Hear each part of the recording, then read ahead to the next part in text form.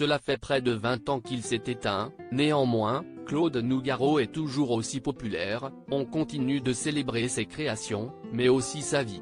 Ainsi, le 24 juin 2023, Cécile Nougaro a pu découvrir sur grand écran le documentaire La vie rêvée de Nougaro, dans le cadre des rencontres documentaires 2023 du Festival de Carcassonne, l'occasion pour elle de se souvenir du temps passé ensemble.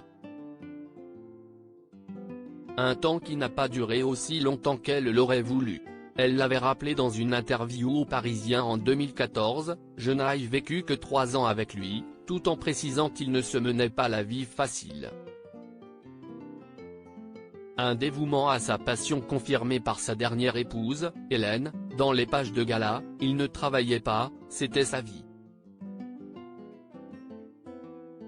Pour la fille du chanteur habité par son art, il n'a pas toujours été évident de trouver sa place à ses côtés, mais aussi aux yeux des autres, en raison de l'inoubliable chanson qui lui est dédiée. Être la Cécile de Cécile ma fille, si est un cadeau mais si est parfois complexe à vivre, parce que l'on m'y ramène toujours, a-t-elle encore confié aux Parisiens. Est-ce la raison pour laquelle, si elle a hérité de sa créativité artistique, elle a préféré l'exprimer d'une toute autre manière, en se tournant vers le dessin? Elle seule peut répondre à cette question.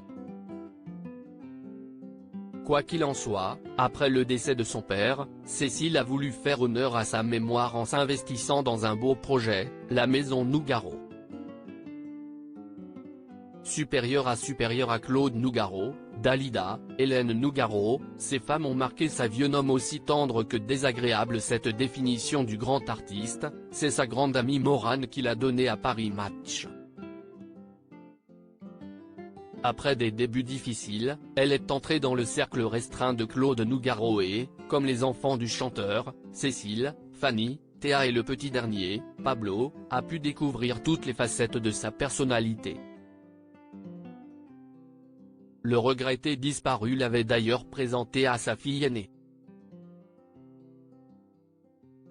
Si l'amour était toujours présent, pour les proches de Claude Nougaro, les relations avec lui n'ont pas toujours été faciles. En particulier pour ses enfants, car il avait un rapport bien à lui à la paternité, que sa dernière épouse a décrit en ces termes à gala. Claude a eu des enfants mais, en fait, il voulait être lui-même l'enfant. Article écrit avec la collaboration de 6 Médias Crédit Photo, agence.